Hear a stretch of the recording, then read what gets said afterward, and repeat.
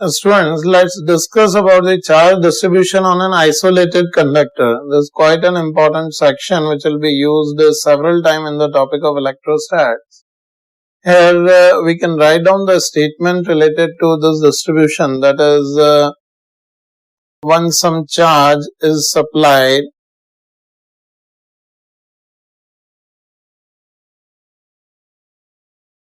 to an isolated conductor, it is distributed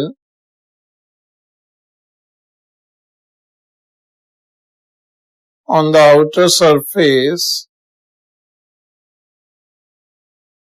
in such a way that the surface charge density is measured in charge per unit area in units of coulomb per meter square, that we term as surface charge density on a surface when it is charged. So the charge is distributed on the outer surface of the body in such a way that its surface charge density is inversely proportional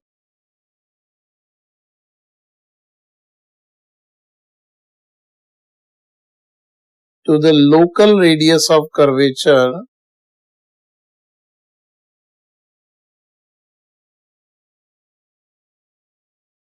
of the body surface. Like for example, say there is a body which is randomly shaped and it is say a metal body, and if some positive charge is supplied to it, here we can say this edge is quite sharp. Here we can say the curvature is very small. The radius of curvature is very small and the curvature is large. So we can say this section of the body surface appears to be a part of a very small sphere. So its radius of curvature is R1. And say in some other regions, say here, if we consider another section of body surface, here we can say it appears to be a part of a spherical zone where radius of curvature, say R2, is relatively large. And say in some other zone, this part can be regarded as a part of a sphere of which the radius is quite large, say this R3. Or we can say here R1 is less than R2 is less than R3. Or we can say at various regions of the surface of this metal, the radius of curvature is different. So the charge when supplied to the body is distributed in such a way that its surface charge density, which is denoted by sigma, it is inversely proportional to the radius of curvature of the body. Here the sigma is measured in units of coulomb per meter square, which is the surface charge density. So we can say when charge is supplied, the maximum density of charge on the body surface will be in the zone where radius of curvature is small.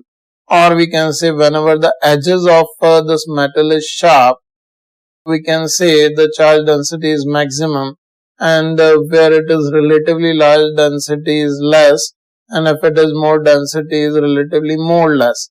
And almost on the flat surface, the density is very small. So we can say whenever charge is applied to the body, it is distributed in such a way that on the sharp edges of the body or where the radius of curvature is very small, the charge density is maximum or maximum charge is accumulated at the pinpointed edges or wherever the radius of curvature of the metal is small. This phenomena we are going to mathematically derive also later, but we need to use this fact at many places. That's why I'm just giving you the statement of charge distribution on an isolated conductor.